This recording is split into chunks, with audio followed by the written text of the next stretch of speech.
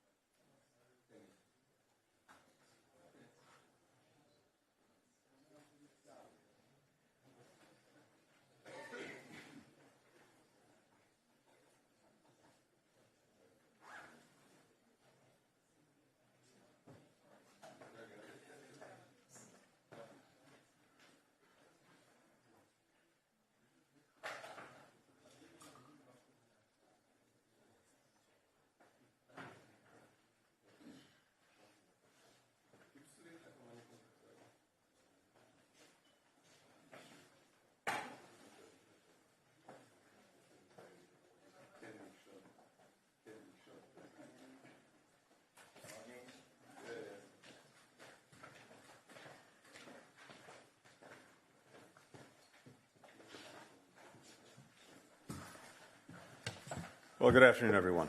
It is a great pleasure to be here in Capri, in Italy, and I want to begin by thanking our hosts, Prime Minister Meloni, my friend and colleague, Foreign Minister Hane, for not only their wonderful hospitality, but also their remarkable leadership. The G7 is in many ways a steering committee for the world's most advanced democracies, and we emerge from this meeting of foreign ministers more united than ever, more united in facing critical challenges that lie before the international community, including Russia's aggression against Ukraine, the conflict in the Middle East, and as well the importance of sustaining, supporting a free and open Indo-Pacific. These and many other subjects were the focus of our conversations over the last 2 days, which I found to be extremely productive. And again, what strikes me the most, and you can really see this over the last 3 years, is the extraordinary convergence in our approaches to these challenges, convergence between the United States, Europe, major partners in Asia. Let me touch on some of the most important things that we discussed and concluded over these past couple of days. And of course, I commend to you the statement that we put out or will soon be out on the part of the entire G7. First, the G7 condemned the unprecedented Iranian attack on Israel, unprecedented in scope and scale. Scope because it was a direct attack on Israel from Iran, scale because it involved more than 300 munitions, including ballistic missiles. We're committed to Israel's security. We're also committed to de-escalating, to trying to bring this tension to a close. You saw as well, or you'll see soon in the G7 statement, a commitment to hold Iran to account for its destabilizing activities, holding it to account by degrading its missile and drone capabilities. And yesterday, the United States announced additional sanctions on Iran, targeting UAV programs, the steel industry, companies that are associated with the IRGC, the Ministry of Defense, and its armed forces logistics. The G7 statement makes clear that G7 countries will adopt additional sanctions or other measures in the days ahead. Even as we've been dealing with the conflict in the Middle East and, again, the unprecedented attack by Iran on Israel, we've remained intensely focused on Gaza. We urge the rapid implementation of Israel's humanitarian assistance commitments. More aid, more crossings, better deconfliction, better distribution of the assistance to all who need it. We have seen important steps over the last couple of weeks, with more crossings opening, more aid getting in, more aid getting around. But we need to see sustained results. And we need, in particular, to make sure that there is distribution throughout Gaza.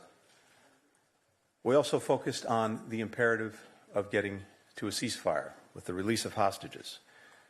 Such a ceasefire would facilitate the dramatic expansion of humanitarian assistance. It would also let Gazans return to the north, those who have been displaced from the north. The only thing standing between the Gazan people and a ceasefire is Hamas. It's rejected generous proposals from Israel.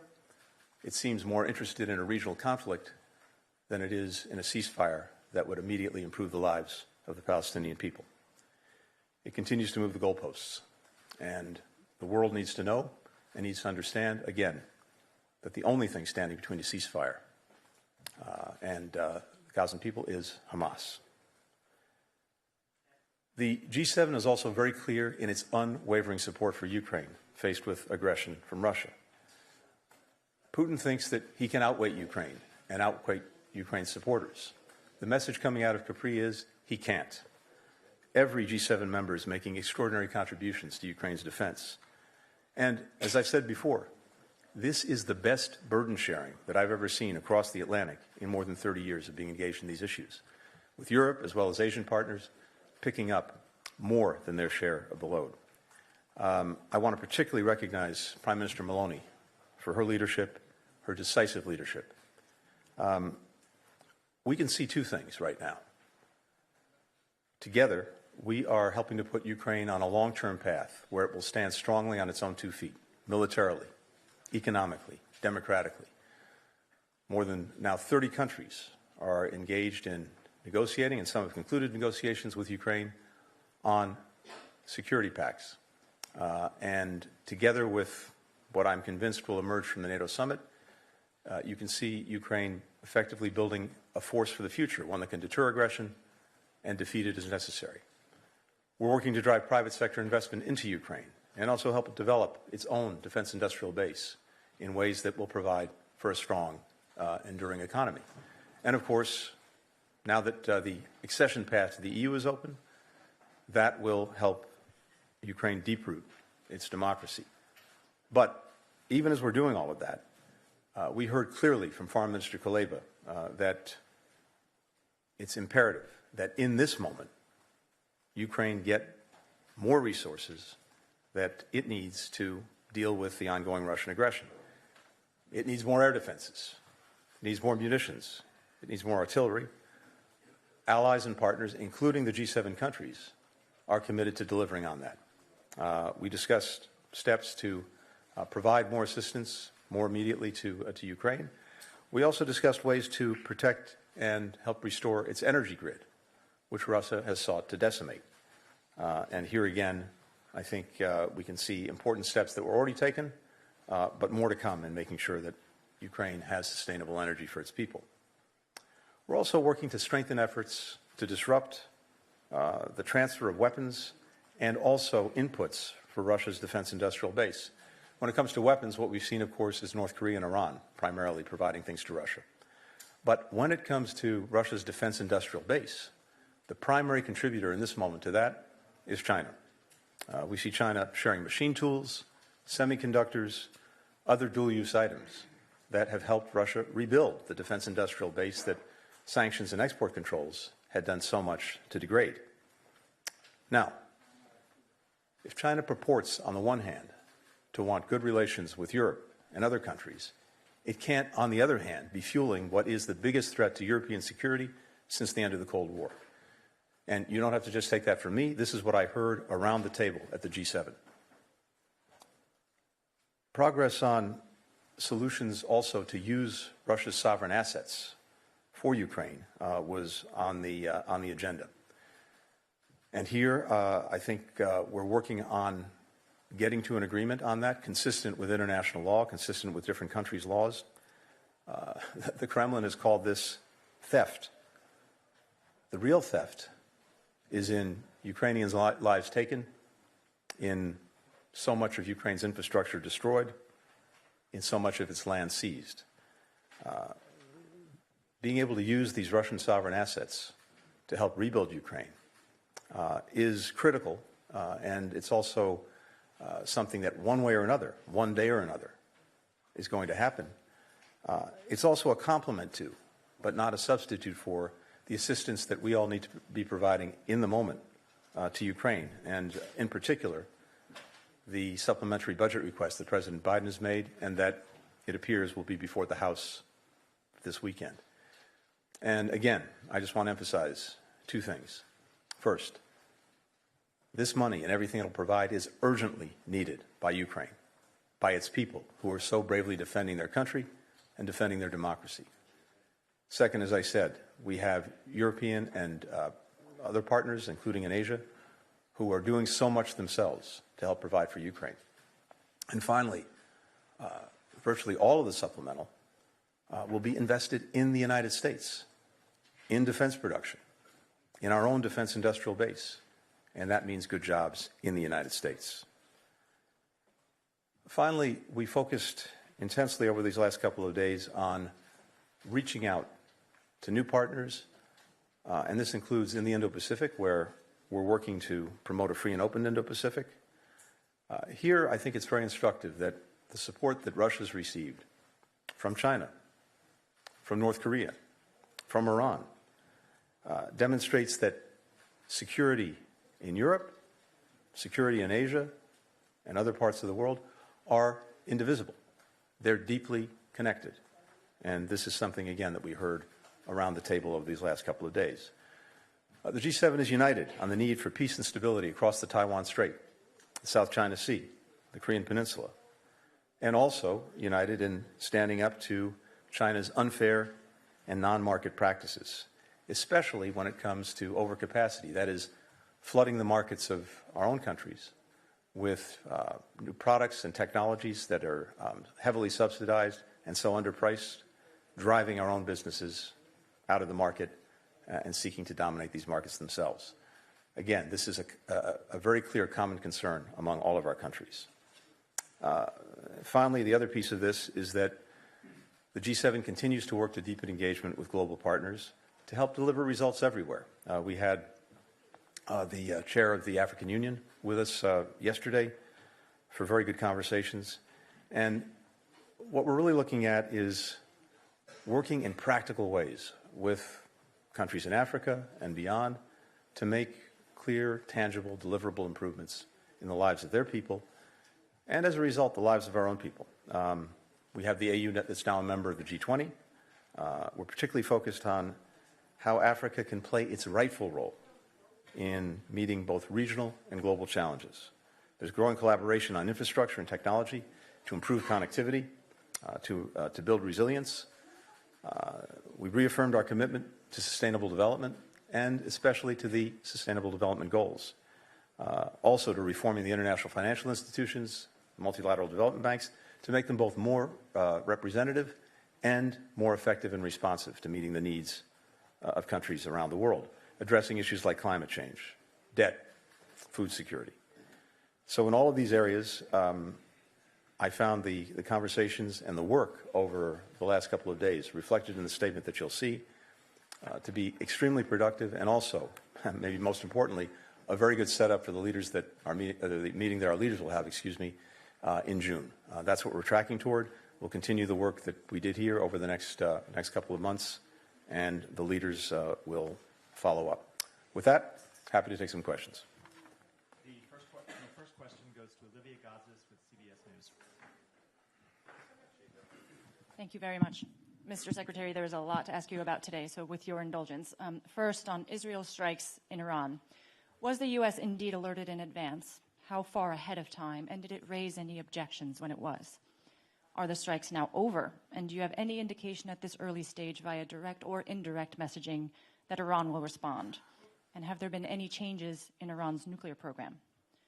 On Israel, there are reports that your department has made recommendations to cut military aid to certain Israeli units for possible human rights violations in the West Bank before October 7th. Will you take action on those recommendations? And finally, on the recent U.S. assessments, you mentioned that China may be growing its support for Russia for its war effort in Ukraine. Do you believe that President Xi is sensing an opportunity amid flagging U.S. support to the Ukrainians? Thank you, sir. Great. Thanks, Olivia. On the first question, the reports that you've seen, I'm not going to speak to that, except to say that the United States has not been involved in any offensive operations. What we're focused on, what the G7 is focused on, and again, it's reflected in our statement and in our conversation, is our work to de-escalate tensions, to de-escalate from any potential conflict. You saw Israel on the receiving end of an unprecedented attack, but our focus has been on, of course, making sure that Israel can effectively defend itself, but also de-escalating tensions, avoiding conflict, and that remains our focus. Again, I'm not going to speak to anything other than to say we were not involved in any offensive operations. With regard to the other questions, first, on China and Russia. Look, I think that what we're seeing is a product of the relationship between those two countries. You've heard them speak to it, including just before Russia's aggression against Ukraine. We've made very clear to China, and many other countries have as well, that they should not be supplying Russia with weapons for use in its aggression against Ukraine. We've not seen the direct supply of weapons, but as I said, what we have seen is not only the direct supply, but the critical supply of inputs, of components for Russia's defense industrial base, which is allowing two things. It's allowing Russia to continue the aggression against Ukraine. It's also helping Russia overall rebuild its defense forces and defense capacity that so much damage has been done to by the Ukrainians, but also by our sanctions and export controls. And that means that not only is Russia a current threat to Ukraine, it will remain an enduring threat to other European countries. And that's why I said China can't have it both ways. It can't purport to want to have positive, friendly relations with countries in Europe and at the same time be fueling the biggest threat to European security since the end of the Cold War. That was very clear from our conversations around the table. I believe Europeans have expressed that and will continue to express that clearly to China in the days and weeks ahead. Oh, I'm sorry. So on that, I think you're referring to the so-called Leahy law and our work under that. So this is a very important law, and it's one that we apply across the board. And when we're doing these investigations, these inquiries, it's something that takes time, that has to be done very carefully, both in collecting the facts and analyzing them. And that's exactly what we've done. And I think it's fair to say that you'll see results very soon. I've made determinations. You can expect to see them in the days ahead. For the next question, Oliviero Bergamini with RAI TGI. Good afternoon. Two quick questions. First, do you have the feeling that today's strike was limited so that Iran was not compelled to react? In that sense, are you optimistic about not a big war breaking out? And there is an Iran issue. Do you think that in the future, other countries like Italy that has historical ties with Iran could play a role in the de-escalation and stabilization that you mentioned? Thank you. Well, two things. Again, I'm not going to speak to these reported events. All I can say is that for our part and for the entire G7, our focus has been on de-escalation, on avoiding a larger conflict. And actually, that's been true since day one after the horrific events of October 7th. A big part of our approach has been to prevent the conflict from spreading, to avoid escalation everywhere. And that's a common policy across the G7, and it's very much our approach now. So we've been engaged in efforts to avoid escalation. Those efforts will continue. Italy plays a critical role in this as a leading country, as a country that's engaged around the world with many other countries that have their own relationships with countries involved in the Middle East. Italy has its own direct engagements, and I think what we've seen over the past 10 days or so, a couple of weeks, is that those engagements have been and remain very important to keeping things calm, to avoiding escalation, to preventing a larger conflict. Italy is an important player in this. Nadia Bilbassi with Al Arabiya. Thank you, Mr. Secretary. I want to press you again on the Iran question. It seems that both the Iranian and the Israeli responses were measured and calculated. Would you say that now we are averting a major confrontation and a possible war? And what messages would the U.S. played in sending to both sides for restraint? And are we back to the proxy war? And if you allow me on Rafah, the U.S. position is very clear. You oppose a military operation in Rafah as long as there's no plan to evacuate 1.5 million Palestinian civilians. The Israeli government is adamant to go ahead. What is your understanding of the plan now, and what is acceptable for the U.S.? And finally, on the UN Security Council, the United States looks isolated yesterday. Your allies, close allies, France, Japan, and South Korea, both voted for admitting Palestine as a member. The Israelis, including Netanyahu, on the record saying they oppose two-state solution. So what is the path forward, and what message do you give to Palestinians and to moderates in the region if you truly want to isolate extremists? Thank you. Thanks very much for the questions. Let me simply, first of all, repeat what our focus has been and what it remains. De-escalation, avoiding conflict, and so yes, calling on all concerned to exercise restraint. That's what we've been doing. over the last couple of weeks, and as necessary, that's what we'll continue to do. And again, that's reflected in the statement that you'll see coming from all of the G7 countries. On Rafah, we have been very clear about this. President Biden's been very clear about this. We cannot support a major military operation in Rafah. First, there are currently somewhere around 1.4 million people in Rafah, many of them displaced from other parts of Gaza. In the first instance, it's imperative that people are able to get out of the way of any conflict. And doing that, getting people out of harm's way, is a monumental task for which we've yet to see a plan. And not only getting them out of harm's way, making sure that they can be supported with humanitarian assistance if they're out of harm's way. But second, even if people are largely out of harm's way, inevitably there's going to remain a pretty significant civilian population in Rafah.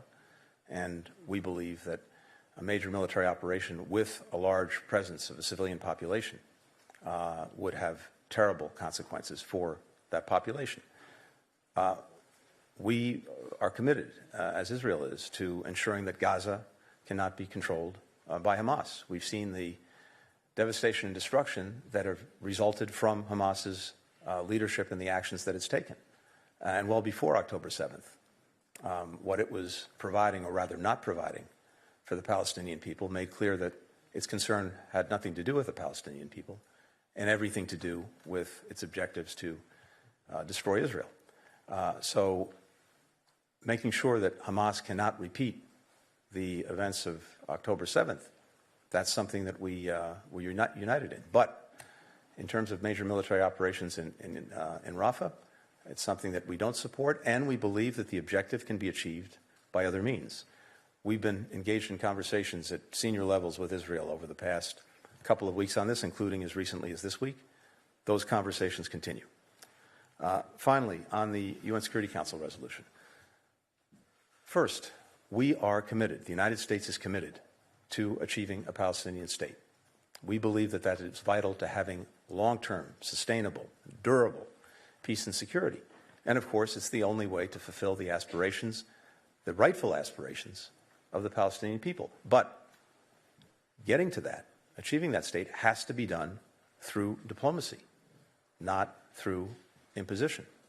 And the resolution that was voted at the Security Council will have no effect on actually moving things forward and achieving a Palestinian state. Again, that can only be accomplished by diplomatic means.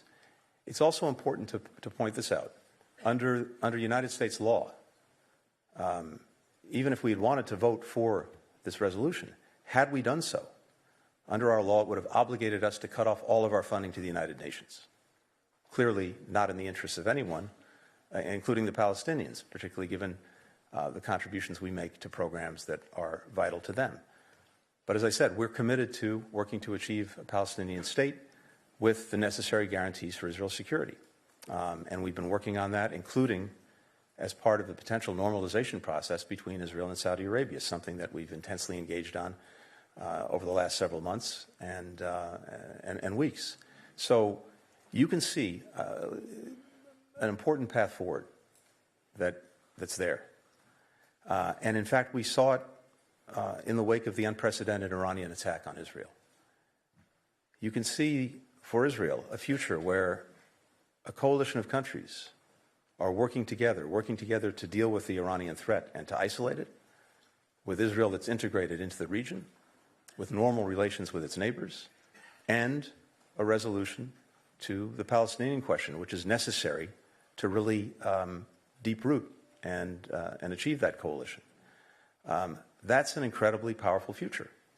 It answers what Israel has long sought, which is to have normal relations throughout the region. It deals with the single biggest threat to Israel's security, and for that matter, to the security of most countries in the region, and our own, which is Iran and its proxies. But to get there, it's going to require calm in Gaza, and it's going to require a clear pathway to a Palestinian state. So we see that as one of the best ways to actually achieve results. Again, you can put something down on a piece of paper and wave it around.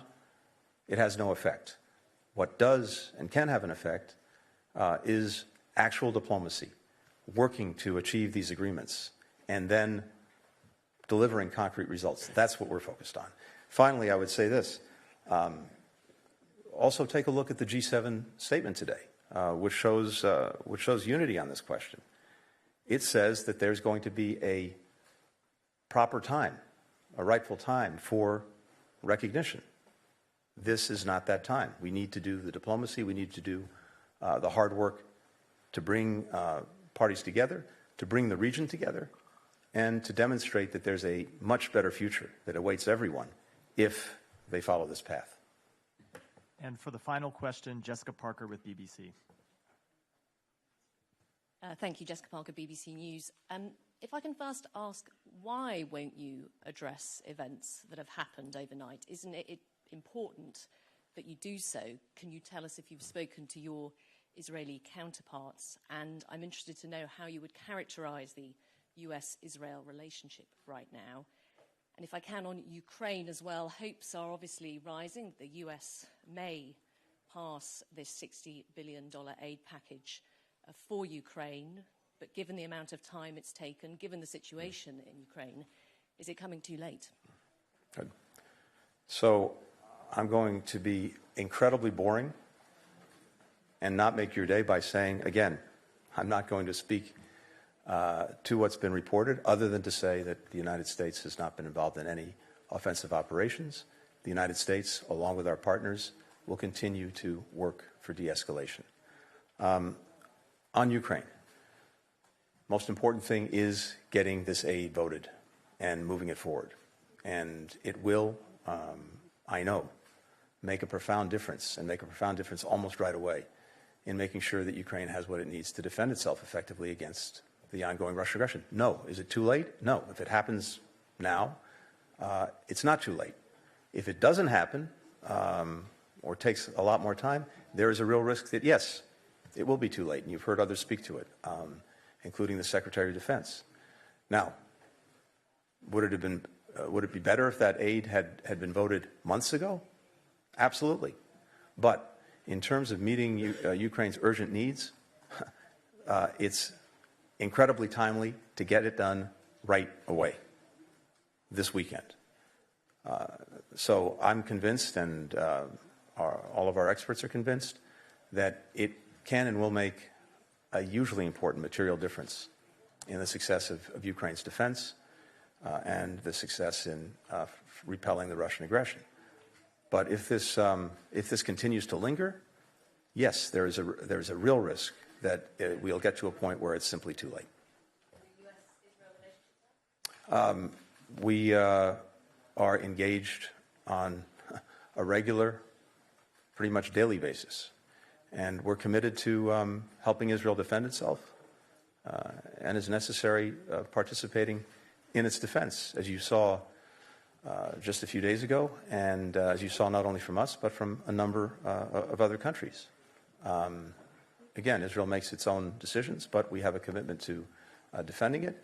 And you saw an unprecedented attack from Iran into Israel, and the United States and others working with Israel to make sure that that attack would not have devastating consequences, and thankfully it did not. But on all of these issues, whether it's relationship with Iran, whether it's the conflict in Gaza, whether it's Lebanon, you name it, we're in constant engagement with Israel, just as we're in constant engagement with allies and partners throughout the region and around the world.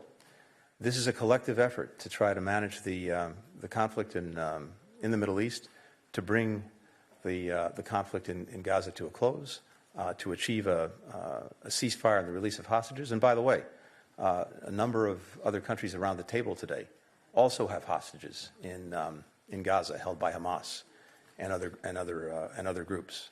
And it's also important to remember, because I sometimes think that people have forgotten this. We have American hostages who've been held in the most deplorable conditions all of this time. So all of us are working on all of these issues, and what's so important and what's reflected in the G7 statement is we're doing it together. And my belief is that our collective influence, our collective diplomacy can make a real difference, first of all, in ending the conflict in Gaza, ensuring that Hamas can never repeat October 7th, getting that ceasefire, the release of hostages, a major expansion in humanitarian assistance, and then turning the corner for the people of Gaza so that we can help rebuild their lives, their livelihoods. And, as I said, deal with the critical long-term issues to enduring peace and stability, including a Palestinian state. Thank you. Thank you all.